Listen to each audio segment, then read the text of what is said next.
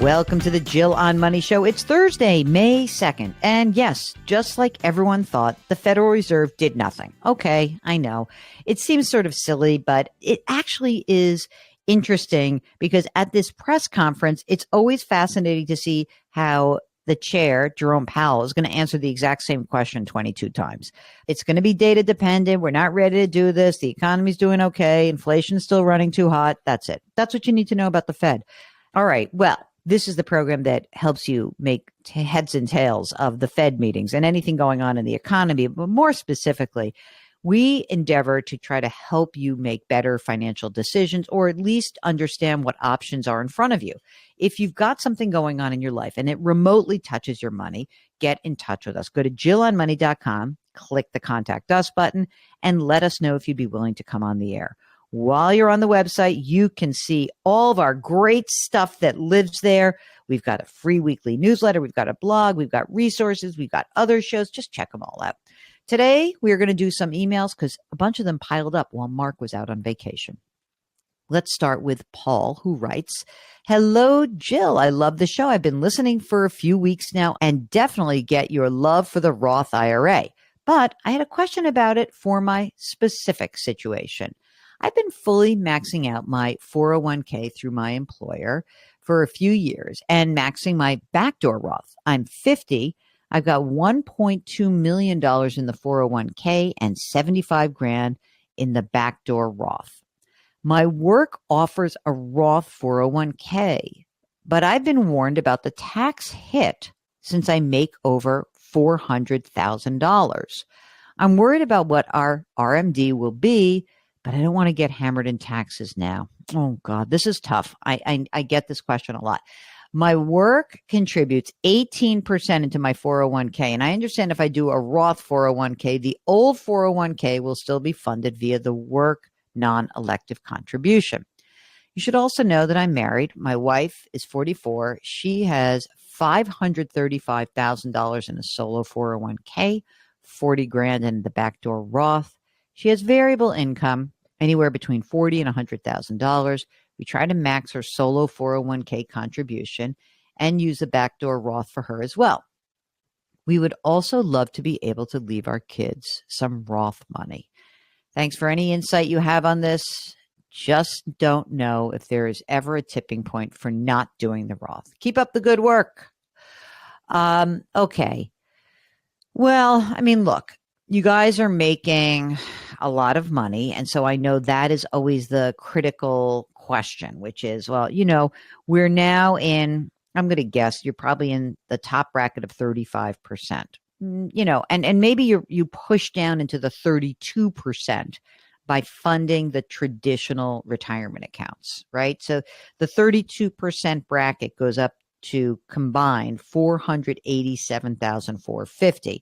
So you make 400, your wife makes between 40 and 100. So, maybe you're mostly in the 32% tax bracket. I know that hurts when you think about how paying the tax on all that money would feel. And I don't know what state you live in either, but let's go with the federal for the time being. It is worth considering what would happen to you if it all gathers up in that pre-tax environment. You're right. You would have an enormous required minimum distribution.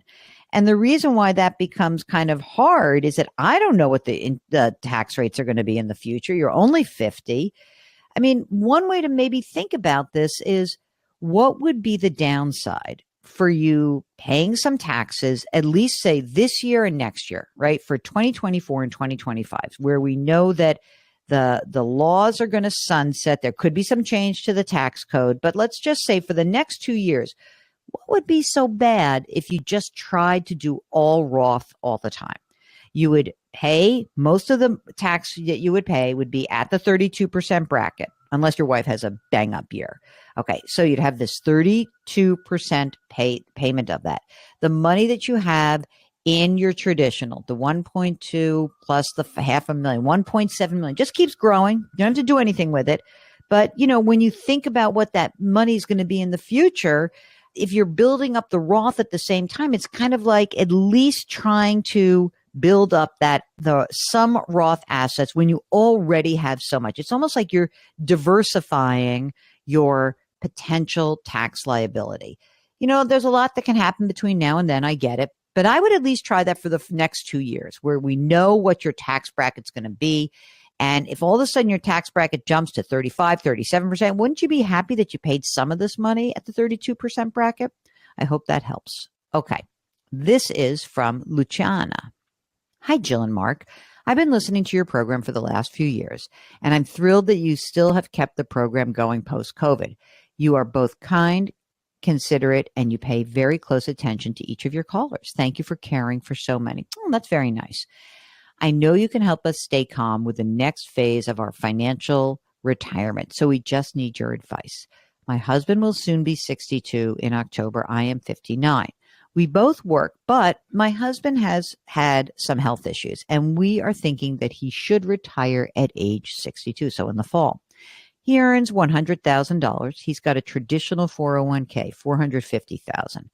I earn $125,000 with a 12% bonus that I've been lucky to receive for the last few years.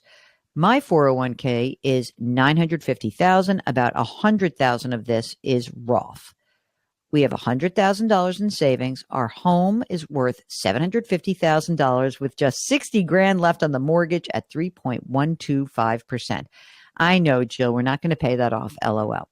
We also have rental property. Wow. $700,000 is the value. It's a 4-family with a $450,000 mortgage balance at 6.125%. We've got great tenants and we net just under $2,500 a month. Social Security for my husband at 62 would be $1,850, $2,300 at age 65. I wonder why she's saying 65. I wonder if she means full retirement age, which is probably 67. Okay, for her at age 62, $2,000. At age 65, $2,400. She'll get a pension if she retires today, or $3,000. I'm sorry. It sounds like it's $3,000 today and $3,500 at age 62. I plan to work in corporate America until at least age 62, but I need medical until age 65 when we are eligible for Medicare. Will we be okay? I'm worried about hospital and medical expenses should my husband need additional procedures. We need $7,000 a month to cover mortgage, taxes, utilities, and food. Another thought is we could downsize and live in one of our apartments as a backup, but we'd like to stay in our primary if possible. We've been with our companies for, 35 years. We need a rest. Our daughter is home, but she is self-sufficient. We're active. We can get part-time work or flip a house here and there if an opportunity arises. Appreciate your expertise. I hope I didn't leave anything out. Okay. So you need to work for at least 3 years. So you have medical insurance for both of you. Then he qualifies for Medicare at age 65, but you still have 3 more years and you don't qualify with him. So I want to make sure everyone hears that, because a lot of people think it's like a couple thing. It's not. It's each of you. So you're going to need to pay for health insurance. If you want to retire at age 62, that $7,000 a month is going to have to also include the fact that you'll need health care unless that pension entitles you to some sort of health care. I don't know what your husband's medical issue is. If it is at all going to maybe curtail his ability to have a longer life expectancy, then I think claiming at 62 could be okay, but I really need to know more. For you, you have to wait until your full retirement age, till age 67. That would be very important for you. I think they're good, but I'm a little worried because I'll tell you what I'm worried about. We need $7,000 a month to cover mortgage, taxes, utilities, and food. That does not sound like anything fun on top of that. Do you know what I'm saying? It sounds like $7,000 per month covers your basics. I feel like there's something being left out of here. I think you can do it. I think there's a few questions that you need to ask yourselves.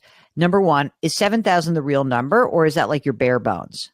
Okay, that's number one. And we probably have to add more money in because there's going to be some question around healthcare, medical costs. It's probably going to be closer to $8,000 or $9,000 a month.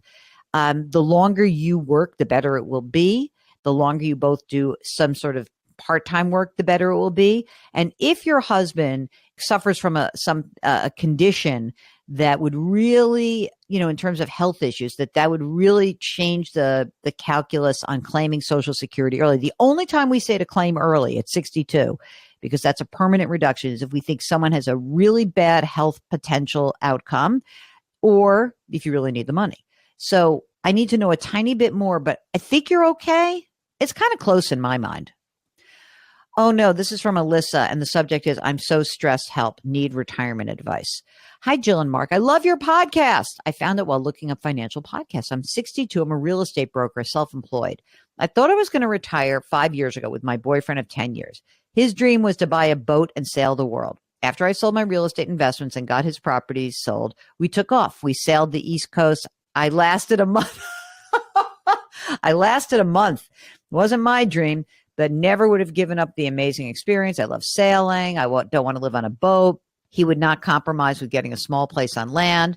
At the same time, I had to rush back home to take care of my mother, whose husband had just passed away. I never got back on the boat, and we split up. Oh, boy. Mark, that would be called a sinking ship, if you will. All right. So I'm 62, no kids, no real estate. I had surgery on arthritic thumb a few years ago, got worse, and the pain is somewhat debilitating most days. Oh, no, not been able to work. Don't know if I will again. No disability insurance. I'm risk averse. I don't even trust mutual funds, but I'm looking for some kind of income. Should I buy an annuity? If yes, what kind? How much? Should I take Social Security now and save it or wait? I rent in Southern California. I never want to move. It's the only place I feel at home, but I'm afraid that rents are creeping up. I pay $2,900 a month. Living expenses, $4,700 a month. I'm pretty frugal. My only luxury is this rent, and I'm fine with that right now. No debt. I get free health care right now. That's amazing. Social Security at age 62, which is now $1,378 a month. At age 67, $1,923. At age 70, $2,385.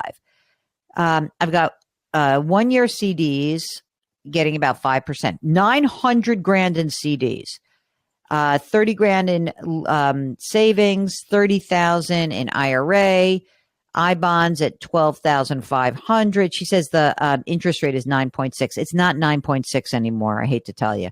Gold coins, 55 grand. Crypto, bought $18,000 in 2017, now worth 72. I know you hate crypto, Mark, but I want to keep it. I know I'm in trouble. I'm starting to panic a little, maybe a lot. Hoping you can give me some suggestions. Okay. Let's say that at age, she's done. She's never going to work again. She cannot claim Social Security at 62. Forget it. So let's say she claims that she holds off till 67. Okay. She gets $2,000, $1,900 a month. Can she hold off till age 70? How about if we sell the gold coins, we sell half the crypto? That'll kind of get us through another couple of years. And we start using some money from the CDs because she's never going to not have those CDs. You got two choices to make. Here's what I think. You're either going to have to, you can keep freaking out about where you are right now, or you can just decide you're going to spend down. I would really try to figure out a way to make a few bucks. You should not buy an annuity. Absolutely not. Do not buy an annuity because we're going to need access to this money. I mean, I guess that she might be able to say if she put, I guess I would do one thing. I would get an estimate. I would go to somebody who charge like, I don't know. It's like you really need to do like an immediate annuity. You could talk to somebody and say, how much income could I get for 20 years if I put $500,000 into an immediate annuity right now? In other words, I put $500,000 in and we start the clock ticking and now we have income. We can't put the whole thing in because we need access to your money. So that's the only thing that I would look at. I would look at $500,000 in an immediate annuity. You put it in and it immediately starts pushing out money. And we need to get you to see, we have to see if we can get you to the place where you can wait on your Social Security. The longer you wait, the better it's going to be. I mean, you have to live somewhere and 2,900 is not bad. And even if it does go up, you got to spend your assets down or you got to go back to work. And I know that sounds terrible, but that's the way it is. Oh boy, here comes another one. This is from Shelley. I'm in the midst of a divorce. I took out $150,000 from my 401k. I was 60. I needed to purchase a home without my ex-husband.